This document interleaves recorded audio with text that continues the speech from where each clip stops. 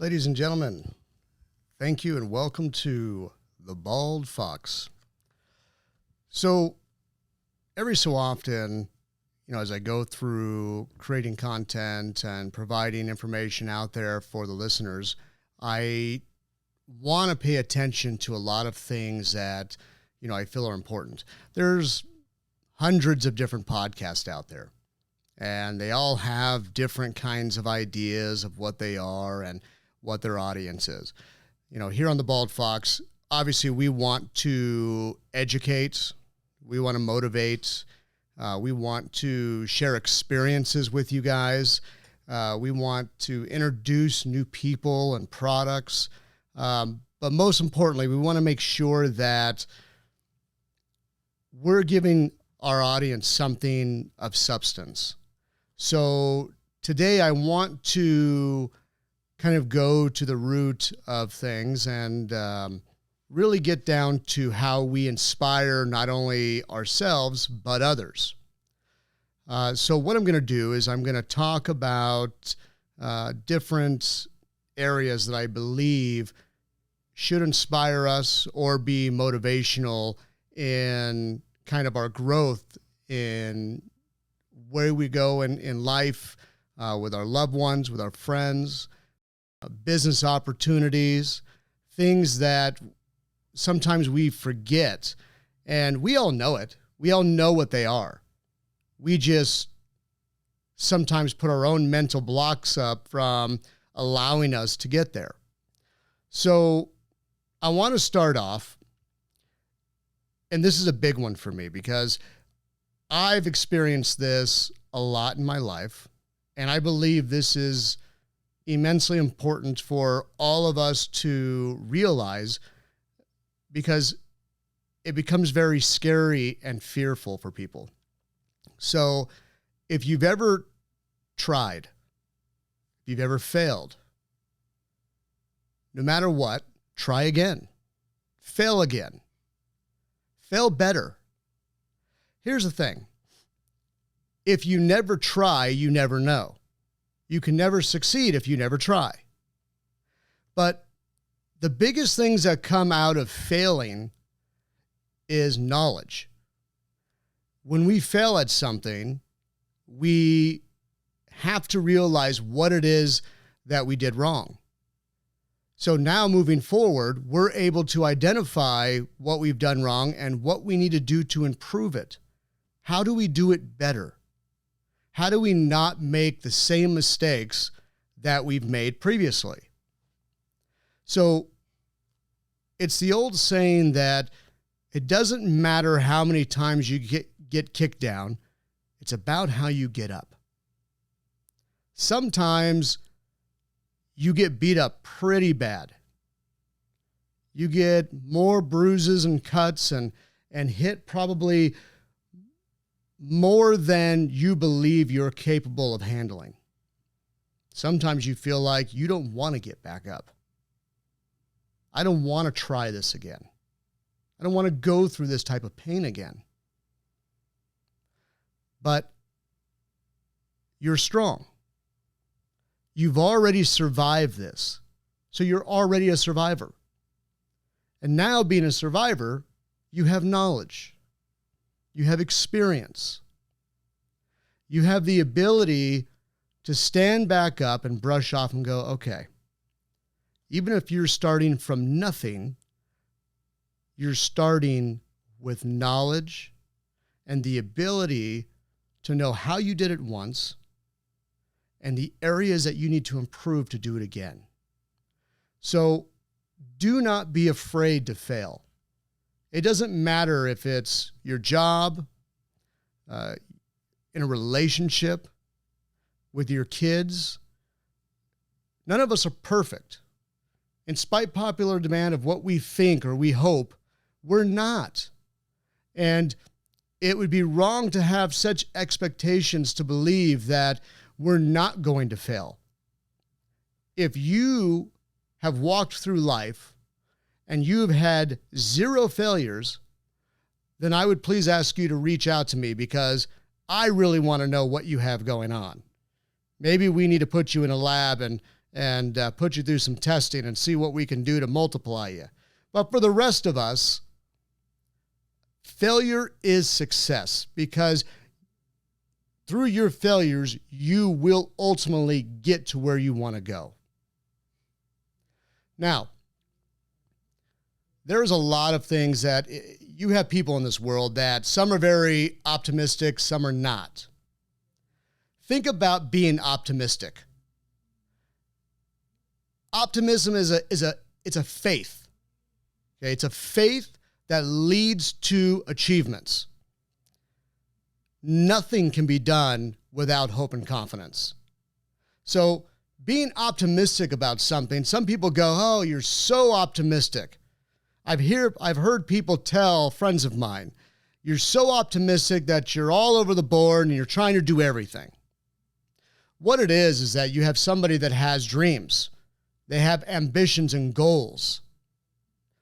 It's the old saying, like you throw a whole bunch of stuff at the wall and you see what sticks, okay? It's not nice. It's not always positive, right? But what they're doing is they're being optimistic that they're taking opportunities and taking chances to achieve something. Don't take that away from someone. Yes, I understand that sometimes people need to focus in. They need to make sure that they don't spread themselves so thin that they're not able to achieve anything because they're spread across everything. I get it. But a person that is optimistic is a dreamer. There's somebody that has hopes. I would rather have somebody that has hopes and dreams and is willing to go out there each and every day and find new ways and opportunities to build than to have somebody who doesn't. So if you are a dreamer and you are optimistic, keep that fire burning. Learn how your optimism is a benefit to you so that you can be successful in your own right in achieving those dreams and goals. Don't let anybody put out your fire. People put out your fire because they are not like you. They don't always understand you. And that's okay. They don't have to. But don't let their negativity or their different viewpoint deter you from being hopeful, from having aspirations to achieve new heights and levels. Keep that fire burning, but sometimes it's also not a bad thing to listen to people so that you also get a wider perspective of how others perceive this. So that maybe in your fight for life and aspiration, you take what they're saying and you apply some of it to it so that you can be even more successful in your goals and dreams. Remember something. Quality, it's not an act, it's a habit. You create it. Okay? So when you have quality in your friends, it says something about you as a person. You want to surround yourself with people that are like-minded. You also want to surround yourself with people that you admire or that are successful or that have positive and good traits that you complement each other on. We become a product of our environment. So through education, through love, through entertainment and friends, we become who we are when we're with them and when we're not. People start to judge us based upon the things that we do. And now, here's the thing. I have friends from all walks of life. I have friends that have nothing. I have friends that are multimillionaires. But I value each of them differently. but the same. I value quality because each of the people that I have in my life now possess a specific trait, whether it be being humble, having a skill set that, I admire or I think I can actually do something for them as well as them me. And sometimes it's completely selfishness, just that I enjoy being able to engage in good conversation with them. It could be that simple. But remember that as time goes, we create habits. They used to say it takes 21 days to create a habit. Now they say it's 30.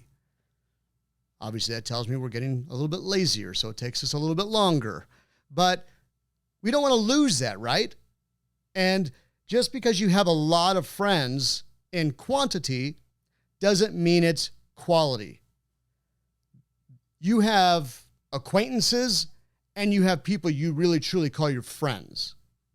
An acquaintance is somebody you go out and you see them when you're out and about and everything else. And you're like, hey, how are you? And you guys can interact and do things together. But your friends are the ones that at 2:00 in the morning, and if you're on the side of the road and you need something, you could call them. If you are struggling emotionally, they're going to be there and tell you the truth. They're going to try to tell you what you're doing wrong, but yet lift you up so that you become better. Learn to establish the difference in the people that you have in your life. That way you know how to rely on your resources so that you can continue to grow as a person. You got to remember, life is 10% what happens to you and 90% how you react to it. If you're in a relationship, an event happens and we're so focused on reaction that you need to take a pause and remember, if you react too fast sometimes, it could be detrimental to you and your relationships. So be aware. 90% of the time, we're reacting to things that are happening throughout our day. And sometimes it's not always a good thing, because when you take reaction and you add emotions, say you're having a bad day and you're sad or you're depressed, or all of a sudden, you get a phone call that something happened to a loved one. Now you're reacting. Let's say that you're out and about and somebody close to you gets into a confrontation with somebody else. You decide to get involved, but you have rage, you have anger. Well, you're reacting. Remember that nobody controls your emotions but you. So if somebody makes you feel a certain way, it's entirely up to you on how you react, how you choose to process that, how much time you're willing to give that energy. You gotta remember, a lot of times the people that affect you have no idea they're affecting you. They don't know you're struggling with it. They don't know how you feel. The problem is that a lot of times, a lot of it's not worth your energy. You're spending too much time allowing something from somebody else to affect you. So set your own self-boundaries. When you have an issue, give it an allotment of time. For me, I sit there and I go, okay, I'm gonna process this and deal with this for 15 minutes. After that, it can't consume any more energy or time from me. It doesn't deserve it. When you go on, as we try to become better and grow, there's the theory of good, better, best. never let yourself rest until your good becomes better and your better becomes your best. We still have to set our own self-improvement goals. We still have things that we want to improve on with our work, with our children, with our spouses, relationships, and all the way around. We want to become, ultimately, I believe that everybody wants to become the best them. Remember, you live in a world where people are constantly deflecting all of their issues outwards, and you have no idea what their issues are. There's going to be haters that along the way, as you're trying to be successful, you're achieving goals, they're going to be jealous. They're going to be haters. They're going to talk behind your back. They're going to do things that make absolutely no sense. But none of that should matter to you. If somebody really wants to know who you are, then let them take the time to get to know you. It's easy to judge someone based upon what everybody else in the circle is saying. Oh, this person, can't stand him. He's just so annoying. He's this, he's that. And you have no idea that that person may ultimately be one of the most important people that you ever meet in your life. Success comes because we continue to have self-awareness and self-growth. So part of that is understanding our personal boundaries. And once our good becomes better, acknowledging it. And then setting our own goals on how to take our better to become best. But remember, sometimes we hit bumpy roads. The path is never just blue skies and sunny with no obstacles. Some of the best success comes because of the roads that you have to encounter to get there. It's a path. It's a learning process. And sometimes we repeat that process over and over again because we haven't learned from it yet. And once you learn, you will get through. That's the thing, is that when people believe in themselves, they have faith in their abilities. You create you want to remain humble, but reasonably confident that you have the ability in your own powers to be successful and happy. Remember, all the relationships talks out there tell you, I can't make you happy. I can't make you successful. I can lead you down the path. I can give you opportunities. But ultimately, you have to put in your work. You are the only person that controls your emotions. I can try to impact it. I can try to influence it. I can try to get in your head. I can try to do all of these things, but you still ultimately control it. You control your happiness, which means you control your success. And success does not always mean money. Success sometimes can be as simple as having self-confidence and loving yourself.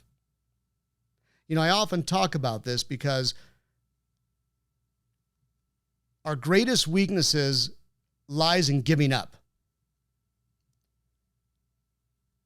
We create our own barriers of failure. So, it's kind of like you went on your day and you had goals. You wanted to achieve all these things today. And at the end of the day, you barely achieved anything. So now you feel like a failure. You feel weak. You feel like you're not capable. But you can't give up because you have an opportunity to start over again tomorrow. That is our biggest ally, is time. And for some people, time is shorter than others. So we all value time differently. But remember that time allows you to grow and build. Don't give up on yourself. Believe in yourself. A lot of times, we all have these dreams. And when we were young, I wanted to be a doctor. I wanted to be an attorney. Or I wanted to be an inspiring actress. Whatever your dream was. Along the way, a lot of people lose those dreams. Some of it's because, their parents instilled in them, you can't do that. You need to have a backup. You're not going to throw your life away. Some of it was out of fear of what it was going to take or the lack of knowledge to how to get there. But today we live in a world of technology and resources like we've never had before. Today, everyday people now have the opportunity to go on and build platforms, do incredible things. And there is so much talent out there that is hidden because nobody knows how to get out there and do some of the things that we're now doing today. You control all of the power. So don't give up. It always seems impossible until it's done. Then all of a sudden you just realized, I made it. If you just continue to believe, set new goals, set new ambitions, you're gonna fail. That's okay. If somebody tells you you're not allowed to, they're lying to you because it is part of your path. Anything that is impossible is possible. You just have to find a way. It's that interesting thing that, I'll never get that girl or guy. Well, it's not true. You can. Now, you have to also realize that in certain circumstances, what you're trying to fight for may not necessarily be what you get at the end. We're often very attracted to physical attributes. But when you get into the core of who it is and what they are, you may end up finding out that, yeah, they look great, but the quality of character that I'm looking for doesn't mirror that of mine. Also remember something. We have to look at ourselves. Remember, I talk a lot about trauma and things to heal and become better. And sometimes when you stand up and you look in the mirror and you really dig down and face it, you may not like who you see in the mirror looking back at you. But I promise you, if you deal with that person, and that person most importantly, and you go through the process of healing and growing, learning, being open-minded, and making modifications and changes for you, not for anyone else. Nobody else can change you. For you. Then you start to become the best you. But until we face our fears of the things that we're dealing with, we can't ever be the person that we truly, genuinely are. And honestly, what some people see in us that we don't even see. So don't lose sight of that. It's important because through that process of growth, love, success, you got to go through hell sometimes. But when you come up through the fire, you've got all your scars and bruises, your skin's melting off, but when it heals, you become the best you, the best person you've ever seen. Doesn't matter how slowly it takes. As long as you get there, don't stop. It's one of those things that the moment that we think we know everything is the moment when we stop learning. I don't know everybody's situation, but I talk to a lot of people. I see a lot of people struggle in different ways, just like I have. And when I talk to them, I realize all of them are seeking similar things. We all want to have unconditional love with someone that is going to support us, somebody that loves us unconditionally, that is going to make us laugh and smile, that we're going to be able to enjoy things with and build a family and a future with. We also want to have a good group of friends and people that we can enjoy in our lives, because as we get older, time is valuable. And we want to share it with people so that we have meaningful memories and experiences. And that person could just be one person. So don't think that that means you have to have an abundance, because honestly, an abundance of people, you have to start evaluating who becomes your acquaintances and who are your real friends, and who's genuine and who's not. And it opens yourself up to sometimes more damage the more people you have. You create more fake people than real people. But it doesn't, and if you're one of those people that just have an overwhelming amount of great people around you all the time, kudos, fantastic. You're doing a great job. I'm not taking that from you. I'm just saying, for most people, be aware so that you build a good power circle of people that you love and trust. Don't ever stop growing. Doesn't matter how much you think you've got it all figured out and you've worked through all your issues. Continuously remember that every 7 years your body changes. What you like, what you think, what your taste buds of things you eat. Every 7 years. Think back 7 years and 7 years. Your thoughts then are different than they are today. You've also gone through a lot more days of learning, trauma, love, experience that you're bringing into today.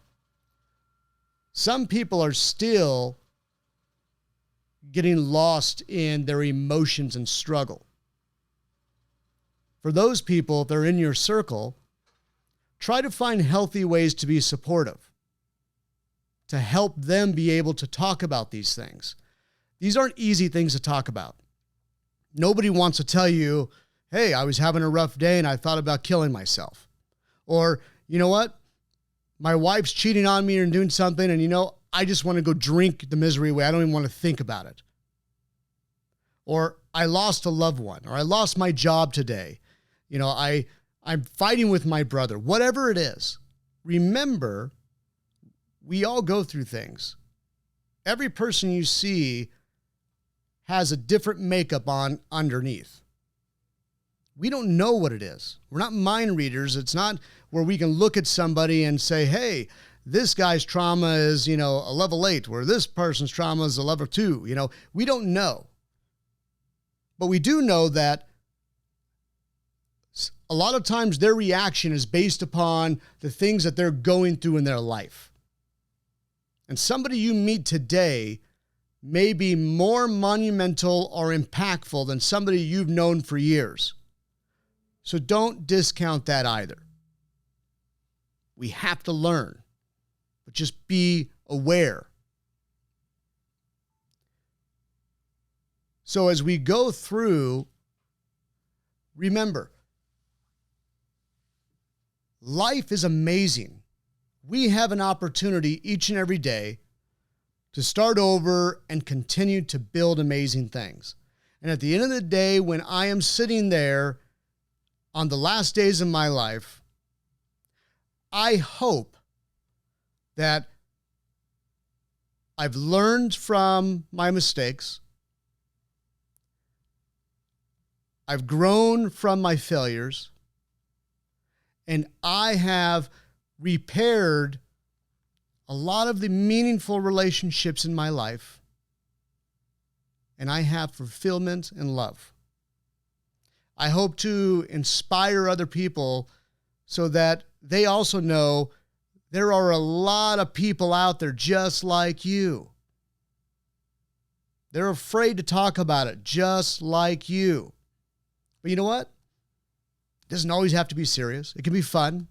We can play games and find new ways to interact so that we come together and find a happy place. A place where it's not okay to talk about these things. I don't care if you're supposed to be a strong man and you're not supposed to talk about emotions, or you're a woman that bottles things up. And, you know, we need to find healthy ways to get these things out there. If you're a stubborn person, you got to remember, the person you're hurting the worst is you. So let's find healthy ways to get it out there and communicate. I always say this, and I'll say it a million times. All the relationships in your life, it's managing personalities with our kids, with our parents, and some people are more stuck in our ways. We have, a good level of respect for other people, and we should have a common courtesy, love, and respect for all. It's not always easy because people break that. They break your trust. They betray you. They do these things. And you just have to make sure that you remain healthy and you departmentalize those correctly. If we all focused on achieving dreams and goals and happiness, inspiring others, we will start to create a legacy. Remember, how far back, how many generations back in your family can you actually remember or even talk about? Up until a couple years ago, I had 5 generations in my life. My family's still alive. Now there's 4. But if I were to go even 2 generations past my grandmother, I don't have any clue who those people were. So what does that say about us?